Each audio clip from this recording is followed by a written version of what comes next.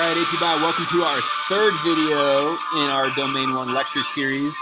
Again, our musical guest is Pearl Jam with Do the Evolution, right? So we've got a couple more of these videos. I'll try to find her song, but encourage you to look up. It's a pretty good song. The lady better going. All right. So, other evolutionary forces. This is going to be slides 38 through 48, trying to break these up into doable chunks. So we've talked about natural selection. Now we need to talk about other types of selection. So the first one is genetic drift. And again, I'll move my face around here a little bit. Random, non-selective change in allele frequency due to chance. These are chance events. And what happens in genetic drift, you will have a change in the allele frequency, but it's due to chance. So often these things are like natural disasters. Has a larger effect on smaller populations because there's a smaller gene pool.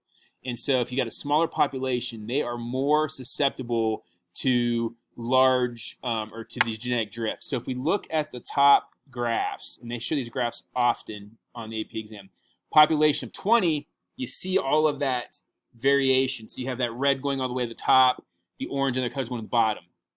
Population of 200, again, those lines kind of stay towards the middle. And then if you got a population of 2,000, right? Not as much change. When you look at these graphs, when we talk about genetic drift, it's a random event. And so a natural disaster occurs, population's isolated. You're going to see a greater impact on a small population as opposed to a large population. Founder effect, all right? This is another example of how you can have a change in allele frequency. The descendants of a small founding population have different allele percentages than the population the founders came from. The finches. Right? So 2 million years ago, those finches arrived in the Galapagos. That was a small population. Those 13 different species of finch on the Galapagos have really not much in common anymore with the single species of finch found on the South American mainland. And so that is one of the things we talk about founder effect. So again, small population. Genetic drift, small population. Founder effect, small population. A good example of founder effect is Amish population's polydactylism. Often with polydactylism, they may have an extra finger, like a sixth finger, and often that'll come off. Bottleneck effect. I got to turn the lights back on. So with the bottleneck effect, I got to do something about those lights. That is where you have survivors of a catastrophic event.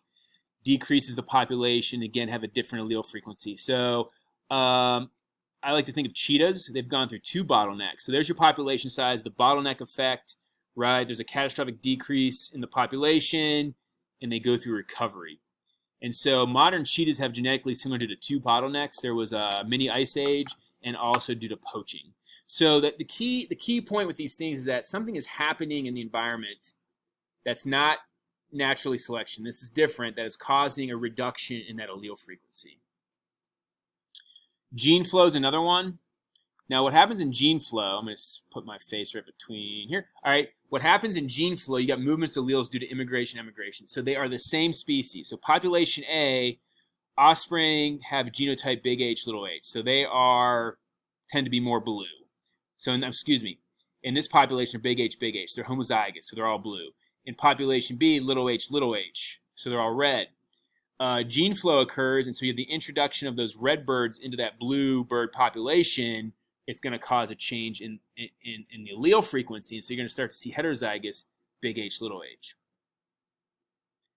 And then, of course, we have sexual selection.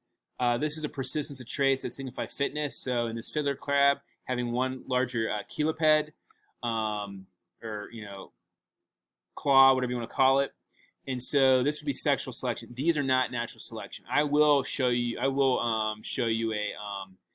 Bozeman video where he talks about the 5 fingers of evolution. And these are everything, but these are the other ones besides natural selection.